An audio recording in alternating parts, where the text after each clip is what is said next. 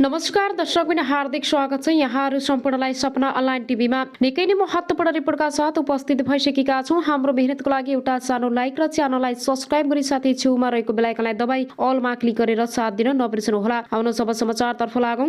इका बिहानै रोल्पामा खतरनाक बस ठोकिँदा 34 जना घाइते र 4 जनाको मृत्यु भएको छ। मृत्यु हुनेमा गाडी चालक माडी 6 हाङगिङका 42 वर्षीय रुद्र खर्ती मगर, सोही ठाउँकी 18 वर्षीय लीला पुन मगर र 43 वर्षीय टेक बहादुर पुन मगर र हान्निङकी 47 वर्षीय चौसरा विकट रहेको जिल्ला प्रहरी कार्यालय रोल्पाले जनाएको छ। 3 जनाको घटनास्थलमै र लीलाको उपचारको क्रममा दिउँसो 2 बजे मृत्यु भएको जिल्ला प्रहरी प्रमुख डीएसपी नरेश राज सुवेदीले जानकारी दिए। प्रहरीका अनुसार दुर्घटनामा 19 वर्षीय बिना खर्ती मगर र 62 वर्षीय पञ्चना विक गम्भीर घाइते भएको र घर्तीलाई जिल्ला अस्पताल खेराउमा सामान्य उपचार भएपछि थप उपचारको लागि नेपालगञ्ज रेफर गरिएको छ। विकको जिल्ला अस्पतालमा उपचार भएको प्रहरीले जनाएको छ। माडी 6 हङ्गिङमा खर्ती गाउँतर्फ जाँदै गरेको रा 1 ज 382 नम्बरको पिकअप जीप बिहान 11 बजेतिर दुर्घटना परेको थियो। जीपमा चालकसहित 6 जना सवार थिए। ब्रेक फेल भएर दुर्घटना भएको अनुमान प्रहरीको छ। सडकदेखि करिब 350 मिटर तल खसेको छ।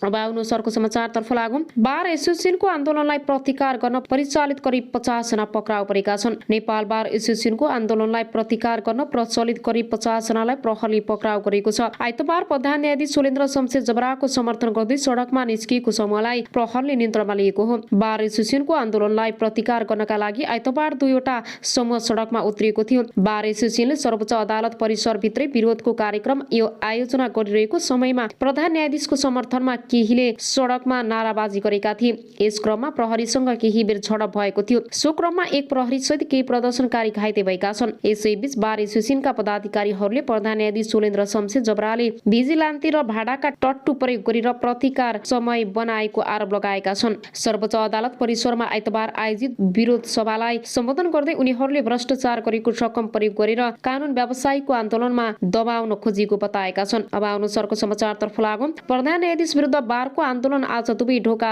धर्ना दिनेछ। प्रधान न्यायाधीश विरुद्ध आन्दोलन दिँदै आएको नेपाल बार एसोसिएसनले आज पनि सर्वोच्च अदालतको गेटको धर्ना दिँदैछ। प्रधान न्यायाधीश सुलेन्द्र शमशेर जबराको राजीनामा माग्दै आएको बारले बिहान 10 बजे अघिदेखि 12 बजेसम्म सर्वोच्च अदालतमा धर्ना दिन लागेको हो। यसअघि शुक्रबार भएको धर्नामा तनावको अवस्था सिर्जना भएको थियो। बारले प्रधान न्यायाधीशलाई सर्वोच्च प्रवेश गर्न समेत अवरोध गर्दै आएको छ। शुक्रबारको धर्नामा प्रधान न्यायाधीश बारको आन्दोलनलाई छल्दै वैकल्पिक ढोकाबाट अदालत प्रवेश गरेका थिए। आज बारले मूल सहित वैकल्पिक ढोकामा समेत धर्नाको तयारी थालेको छ। अब आउनु सरको समाचारतर्फ लागौं। धादिङमा 2 बस एक आपसमा ठोकिँदा 34 जना घाइते भएका छन्। जिल्ला प्रहरी कार्यालय धादिङका अनुसार कालुपाण्डे मार्ग अन्तर्गत नीलकण्ठ नगरपालिका 8 ससाह नजिकै बुधबार 2 बस ठोकिएर दुर्घटना हुँदा 34 जना घाइते भएका हुन्। ना7 खर 4828 नम्बरको काठमाडौँबाट धादिङ बेसी हुँदै फुल खर्का आउँदै गरेको बस र धादिङ बेसीबाट चितवन जाँदै गरेको ना5 खर 3234 नम्बरको बस दुर्घटना भएको जनाएको छ। दुर्घटनामा घाइते भएकाहरूको धादिङ अस्पतालमा उपचार भइरहेको प्रहरीले जनाएको छ। गम्भीर घाइते भएका 2 जनालाई काठमाडौँ ट्रमा सेन्टरमा थप उपचारका लागि रेफर गरिएको बताएको छ। अब आउनु सरको समाचारतर्फ लागौं। यात्रुवाहक बसमा आगो लाग्दा 12 जना घाइते भएका छन्। तुलसीपुर दाङबाट विराटनगरतर्फ जाँदै गरेको बस धनुषा धाम नगरपालिका 6 माल्टो स्थित पूर्व पश्चिम लोकमार्ग दुर्घटना हुँदा बसको पुरै भाग जलेर नष्ट भएको छ भने 12 जना यात्रु घाइते भएका छन्। बुधबार बिहान 8 बजे ना6 खर 7202 नम्बरको बसको सन्तुलन बिग्रेपछि सडकबाट तल खस्दा दुर्घटना भएको इलाका प्रहरी कार्यालय ढल्केबरले जनाएको छ। सडकबाट तल खसेको बसमा आफै आगो लागेको यी प्रकार ढल्केबरका प्रहरी निरीक्षक प्रदीप सुवेदीले बताएका छन्। उनले पल्टिने क्रममा तेल ट्याङ्की फुट्न गई बसमा आगो लागे प्रारम्भिक अनुमान गरिएको छ। बस सवार यात्रु मध्ये 12 जना घाइते भएको छ। घाइतेहरूको नाम ठेगाना तत्काल खुल्न सकेको छैन। तर घाइते हुनेमा 7 जना महिला, 4 जना पुरुष र 1 जना बालक रहेको प्रति सुवेदीले जानकारी दिए। घाइते मध्ये 10 जनाको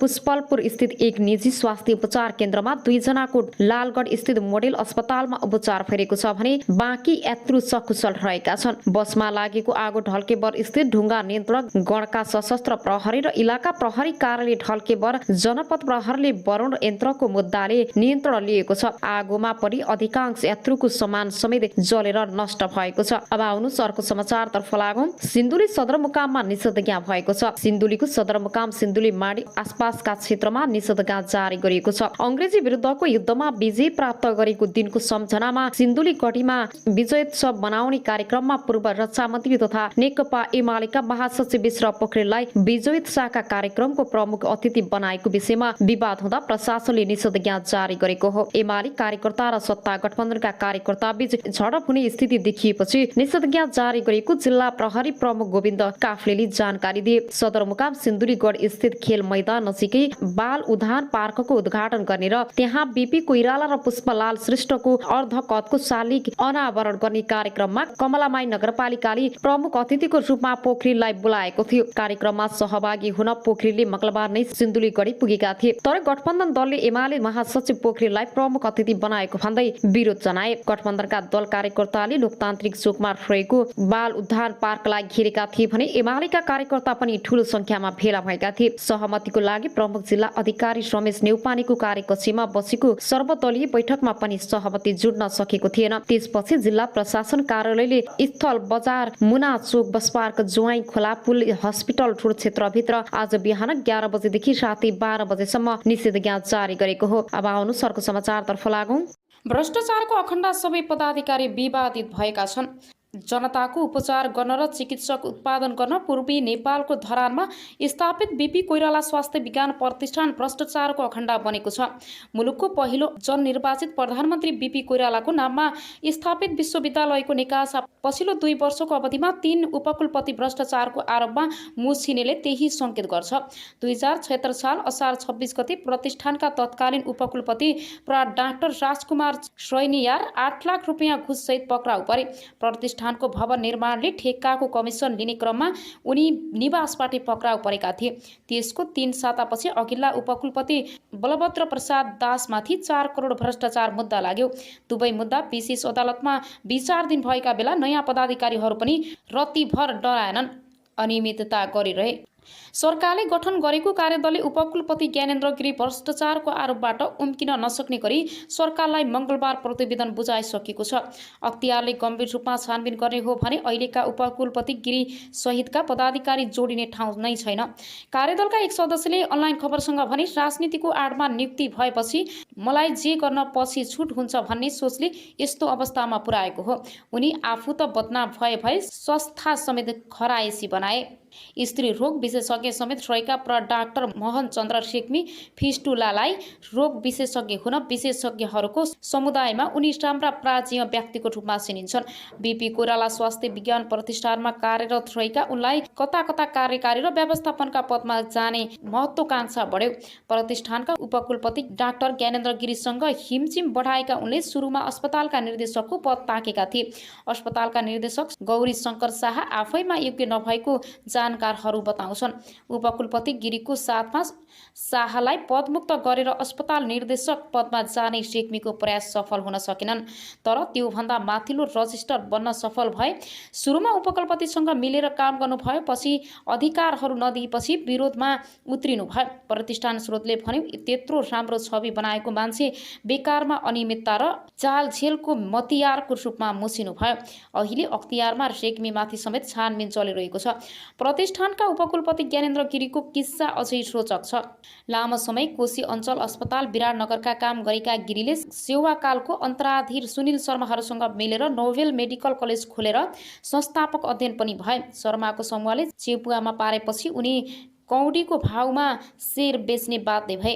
त्यसपछि गिरीले अख्तियारका तत्कालीन प्रमुख लोकमान सिंह कार्कीका नातेदारसँग मिलेर विराट मेडिकल कलेज खोले।